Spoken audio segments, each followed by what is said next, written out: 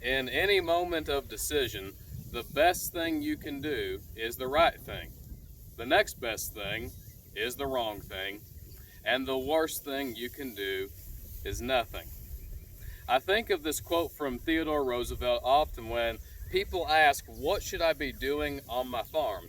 That's a loaded question, $1 million question at that. Stay with us today as we discuss some of the things you should consider that might be the next best thing for you to do on your operation. This is Maverick-Minute.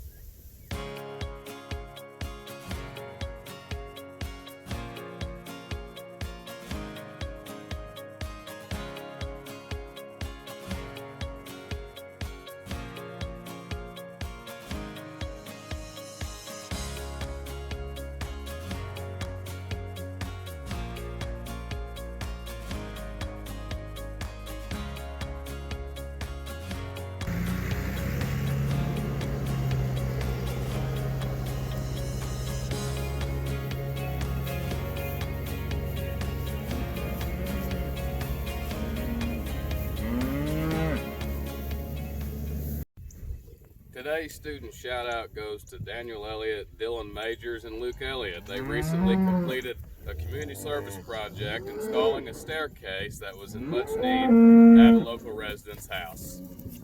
Also, Tanner Barker's been doing a great amount of research on his beef project remotely. He set in several conference calls this week. Keep it up, Tanner. On today's episode, we're going to take a look at a plant that, if we listen carefully, it has something to tell us. It gives us a recommendation as to an underutilized management technique that you and I should both consider utilizing on our operations. Let's go see what all the fuss is about. As I look around this pasture, I see a lot of unopened emails.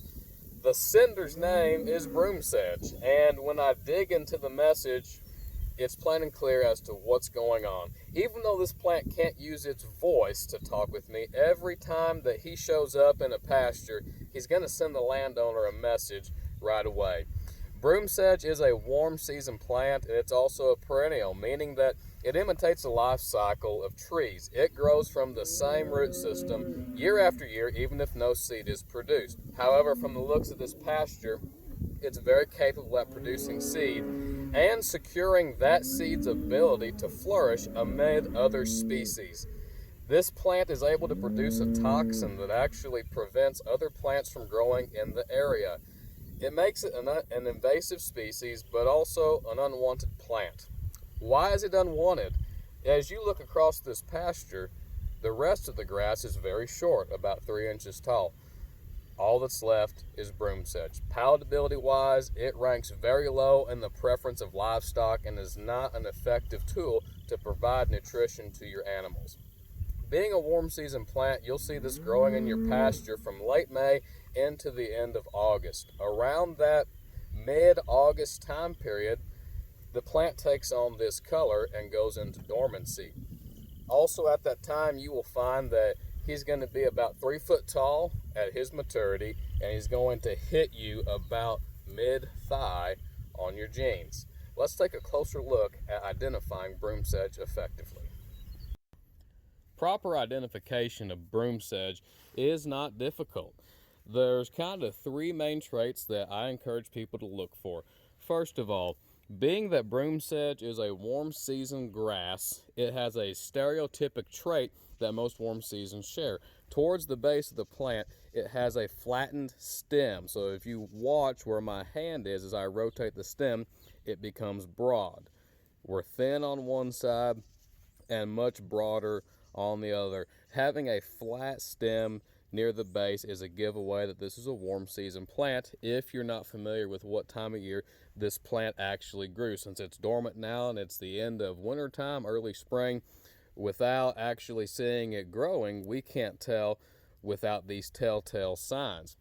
Secondly, the color is a giveaway as to being broomsedge. It has a buckskin or orange and kind of tan appearance, and that's very stereotypic of this particular species. Thirdly, if we look closely, if you look into the palm of my hand, you can see little white hairs. Almost reminds you of a dandelion flower or something like that, and you can barely pick those out in the center of this image here. And my point is, that's nothing. Typically, this plant, all of the seed heads, which I can flare them out for you, would be full of just almost little cotton balls, is what it looks like when that seed is fresh to the plant and it's just reached maturity. Obviously, this plant's been in the pasture for 3 to 4 months, and there's very little seed left on it that you can see, but definitely a dead giveaway in late fall.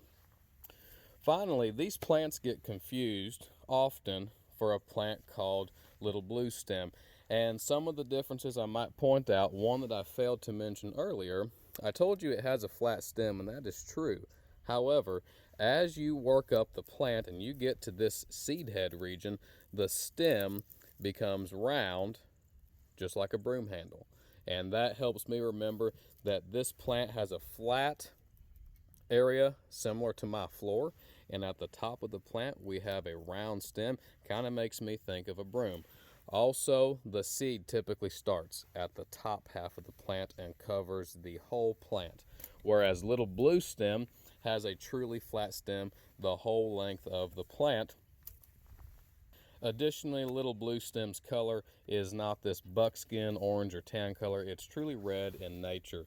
The seed heads also look differently. I'll throw some images up for you to compare at this time, and you can see that both seed heads have very distinct features. We have broomsedge on the left. This is what you would expect from a broomsedge plant, and now you're looking at bluestem, little bluestem. Let's do that one more time. Here's an image of broomsedge, and now little bluestem.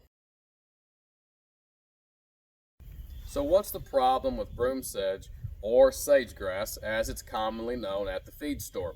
There's two main issues that I see with this plant. Number one, it produces toxins that go down into the soil that prevent other species that you may desire to grow from actually growing and flourishing in your pasture. Number two, this plant costs you money. You're going to see it show up on the economic side of your farming operation. Any plants that grow in your pasture are utilizing the available moisture, but also the nutrients that you have cared for and provided through your soil. And that's whether you want the plant or not. This is an unwanted species because cattle and other livestock animals, they won't graze it. It's taking up room in our pastures, and that's actually decreasing our efficiency. Long story short, we have a deficit in feed quality when we're allowing broomsedge to flourish on our farm instead of other positive forages. So what do I have to do to control broomsedge? Long story short, you're going to have an application of lime and possibly phosphorus applied to your farm. However, we're out of time today. Tune in next time as we look at the management practice that broomsedge tells us we need to incorporate before we ever spread lime and before we ever call the fertilizer plant for some phosphorus. Until next time, this has been another Maverick Minute.